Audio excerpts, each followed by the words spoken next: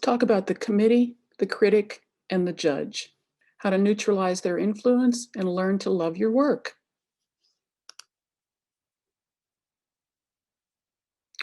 A number of years ago, Carol Wiebe worked with me, and she made some committee cards. We talked about the committee, and here's the deal. Sometimes we start to work on a particular creative project, we're making something, and we start to lose our confidence. And I realized that sometimes I actually saw the faces of people like my father that I wanted to impress. Or sometimes I heard a voice, sometimes his voice, and there were others, making comments that were cutting into my self-confidence. And Carol went so far as to make a set of cards of her committee members, because that's what we need to discern. We need to figure out who's on the committee. Some of the things that people say include, there are so many artists who already do far better than you. If you do that, they'll all think you're too big for your britches. And by the way, she made these cards using a phone app and her own expressions. You could never achieve that much. Everyone can tell you don't have fine arts training. These are all things that people say to us when we talk about our work, or we go even so far as to show our work to people. And unfortunately, one of the worst hotbeds for comments like this happen with our friends and happen in critique groups.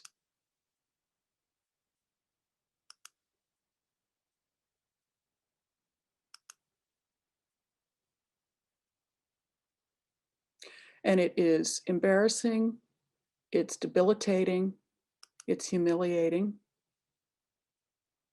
It's all the worst things that can happen to us.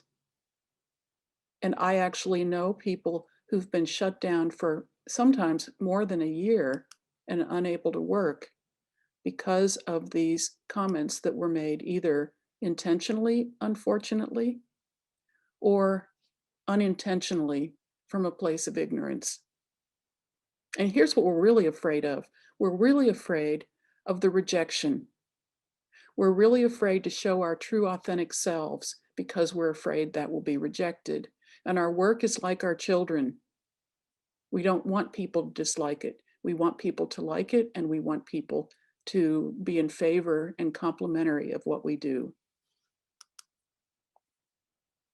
Sometimes the committee is unnamed. It's headless in a sense. And one of the important things that we can do to begin to dismantle it is to put the names and faces to our committee members. And this isn't something that needs to be particularly public, but it is something that we need to do for ourselves. So here's my committee. That's Michael James and Nancy Crow and my dad and Jason Pollan. Now here's the thing about a committee. None of those people have ever been mean to me. My father was a good father, but committee members aren't only there because they don't like you or they don't like your work or they were mean to you, although the elephant in the room would be that sometimes these people have been mean or dismissive. And so we need to realize that that can be true. But it's just as likely that we put people on our committee who would not even choose to be there and would be horrified if they knew they were on the committee. And they're there because we admire them and we want to impress them. So let's review the ways that people end up on the committee. Sometimes somebody was mean to you. Sometimes things that parents said a long, long time ago still resonate. We can still remember those experiences, and they hurt our feelings. And we were sensitive kids, we were introverted kids, and it was really hard for us to take. And parents who were basically good parents make those mistakes all the time.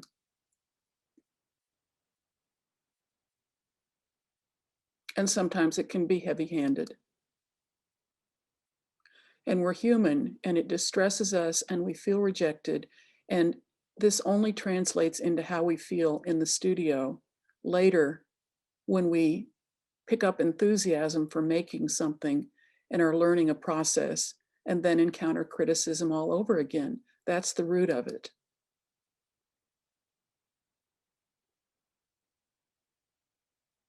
Sometimes it's very unfortunate but true. It's a friend or an adult that you know now. And as I have said, just as often it's someone that you really like and you want to please them or impress them. Can be a mentor. You know, I've ended up on a lot of people's committees and I didn't intend to ever be there, but I understand it. And then we have to dismantle it. Could be your friends, could be a parent. Committee members come in all shapes and sizes, and they get on our committees in lots of different ways. So what should we do in order to dismiss the committee? Because that's the goal. We want to dismiss or dismantle the committee so it no longer has power over us. And the best thing to do, frankly, is relatively simple. When you go into your studio and you get ready to do something creative, you can even think this in a very obvious way. You committee members, you guys go outside and you can sit out in the garden outside, but I'm closing the door. And then leave the committee members outside the studio, because the studio is your sacred space. Even if at that point in time it's the kitchen table or a cozy chair where you do your embroidery. Another way to dismiss a committee member is to write a letter. Doesn't necessarily mean you have to send it at all. As a matter of fact, maybe you want to write that letter and burn it. And it's not completely out of the question to have a talk with someone, especially if it's a friend that you really cherish. Don't throw the baby out with the bathwater. It might be a better idea to find a quiet time when you can have a heart-to-heart, because this is one of the things that can actually make people better friends, when we can confront each other gently about the things that happen that hurt our feelings so that we can move past them. And another step in dismissing the committee is positive self-talk. Too often we've internalized the things that people have said to us or the things that we think they think, which is even crazier because we don't really know for sure. But what we want to do is replace those thoughts that are running like a cycle in our heads and replace them with ideas or a specific scenario you could write that could say, I'm good at what I do and I can get better. I'm going to be fine. And then develop a strategy. When I was thinking through all of this and working on a strategy of my own, I remembered what I knew about the chakras. Now, the chakras, in case this is a new idea to you, are energetic points or system. It's an energetic system in your body, and it includes a number of points that relate to various aspects of our human development and, by default, our creative development. And what I realized is that we can use the chakras to nurture our creative selves. And we can develop a useful strategy this way that dismisses the committee. So let's review the chakras and the lesson that we can find in each one. The first chakra is referred to traditionally as the root chakra. And this is the chakra that is the connection to all other human beings. It's your tribe. It's the people you grew up with. It's the church group that you attended when you were younger or attend perhaps now. It's the guild members. It's all of the groups and family that you are part of, because those are the places that we get our mores and our need for group survival. And there was a really good reason for that generations ago. And perhaps what we're recognizing now is that the tribe continues to be important in nurturing us. But there are also tribal ideas that are challenged sometimes by how we think creatively. And the result is that sometimes we are getting pushback, because a quilt guild can feel as though you're too, maybe it's a traditional guild and you're too arty. I hear those comments all the time. Or you really like traditional quilts and the guild you're in is too arty for you. It can go both ways. And we want to remember that these are not negatives. These are just the realities about preferences and group dynamics. And so the challenge to the artist at the first chakra level is to learn to choose, recognize what I just said there, learn to choose not to care what other people think, because you're on a track that is your own trajectory. And the best way to move up through the chakras into full actualization of yourself is to deal with each chakra one at a time and grow into that lesson. And so at some point, you have to stop being concerned if people don't like the colors that you chose, or they don't like the medium that you're using, or they don't think you should have burned the edges on a quilt because nobody is supposed to do that. These are decisions that make your work distinctive, and you can't let the tribe shut those decisions down just because they're new ideas and perhaps threatening to them. The second chakra, the sacral chakra, is related to your personal power. And in a general sense, this has to do with your interactions with other people, and it includes all kinds of power issues that are things like opinions and sex and money, but also creativity. And your challenge at this level is to take ownership of your ideas and your processes. And so you can see how this is the next step up from the tribe. You move up from the tribe, and you do your best not to be too concerned about what other people think about your work. And then you take your ownership of the ideas that are blossoming inside you, ways that you'd like to use a particular quilt pattern, or ways that you'd like to use spackling. It doesn't matter what it is, a way you'd like to change a recipe up, or a particular way that you want to think about arranging the garden or your flowers. You're growing into the reality of who you are, and that's one more step in the process of becoming authentic. The third chakra, or the solar plexus, this is one of the most important ones because this is where we learn to trust our intuition. And trusting intuition builds self-esteem. And I did not listen recently to an episode of, I think actually the show's called Think.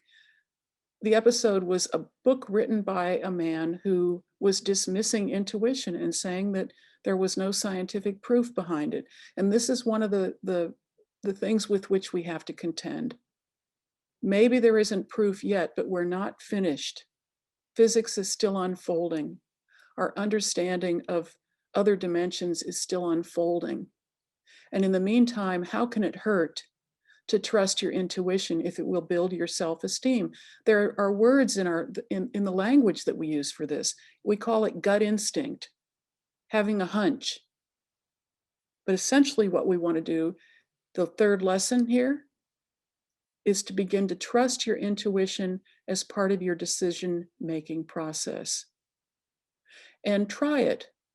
Maybe you're conflicted, but the next time you get a hit that feels like an intuitive hit, go with it and see what happens. If the outcome's positive, then perhaps you'll trust yourself a bit more. If the outcome is 50-50, well, maybe you're on a good track with this. So don't throw it out too early. Give it a chance. The fourth chakra is our heart chakra. This is the emotional connection. It's about forgiveness. It's about love. As the little bubble says, maybe what I make isn't perfect, but I love it anyway. And the challenge to the artist here, the creative challenge, is to invest emotionally in your work. Because if you never invest emotionally in your work and accept it for what it is and love it the way it is, you're losing an opportunity to literally give your work heart. The fifth chakra is the throat chakra, and it's the seat of your will. And your will is all about your personal choice. And there are two ways to think about this. One is that your will is to make the work that you at the second chakra level started to envision, at the third chakra level started to follow your intuition on how it should unfold, at the fourth chakra level chose to love your work with all its imperfections. Now, at the fifth chakra level, you have the ability to talk about your work, but you also have the will to follow through and make the work. And these are personal choices. I don't have to tell everybody about my work and explain it to everyone. I'm not obligated. But there's a great sense of satisfaction in thinking about your work and what motivates it and being driven to understand it better so that you can articulate that when you have an opportunity that feels right. So the challenge at this level is giving your visual voice an individual vision and learning to talk about that vision with clarity and grace. Now we're up to the sixth chakra. This is the third eye. This is the seat of your wisdom and your intellect. It's the entry of your thoughts into your system, your energetic system. And it's about what I think of as alignment, when what you love to do and what you're good at doing are basically the same thing. And the challenge at this stage is to be mindful of all of the ideas that come through into you, and to think about them and give them some quiet time and let them sink. Now it goes the other way. Now they sink down into your heart. An idea sinks into your heart, fourth chakra. Do you love the idea? Are you excited about the idea?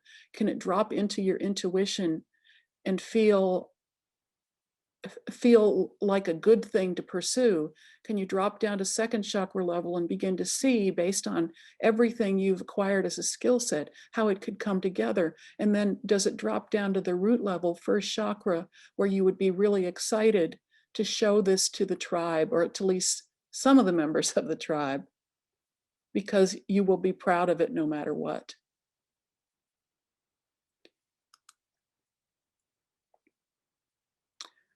The seventh chakra is the crown chakra, and it's the connection to what we sometimes refer to as the divine. You can give that whatever name you'd like that makes you comfortable, but it's the source of our ideas, and frequently it's the source of our direction. And the ideas are flying around your head all the time. They're out there in the great ether. And they're available, ideas are available to all of us. It's just a matter of which ideas we harness, which ideas drop down to the sixth chakra, where we can use our intellect, and into the fourth chakra, where our heart can evaluate the idea. And the heart and the head can get together on this plan. And then perhaps fifth chakra, we start to speak about our ideas carefully without talking them to death. And so the challenge to the artist at this level is to stay in present time and be open to that sea of ideas that flows in and around you every moment of every day.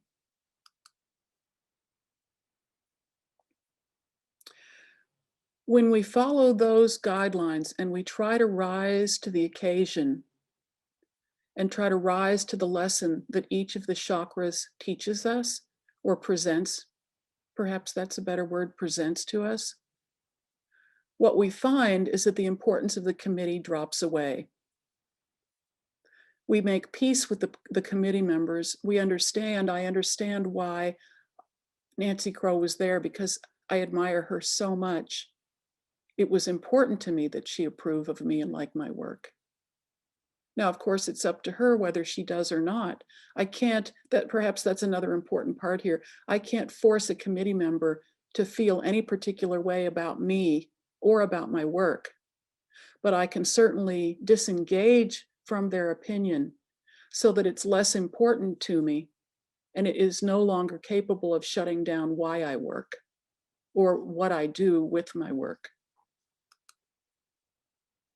So please never take for granted the power of community, because community has a lot to do with how confident we feel in our work. And the right kind of community is absolutely the best kind of tribe, because it's filled with people who are supportive and encouraging, and it allows us to be supportive and encouraging in return. And when both those things are true, and we're engaging with people in that way, then the committee eventually drops away, fades away, and dissolves. And none of those comments that people make inadvertently that are mean-spirited none of them can really penetrate our armor. Our creative armor is something that we wear to keep those slings and arrows from touching us. Instead, we get a little bit of distance and we realize that everyone's entitled to preferences. It's a very diverse world, and that respect is the bottom line for how we deal with each other and is an important thing to model when it comes to how we treat each other, because then that will help dispel the committee members as well. They'll no longer be attracted. Let's face it, we're all crazy. It's not a competition.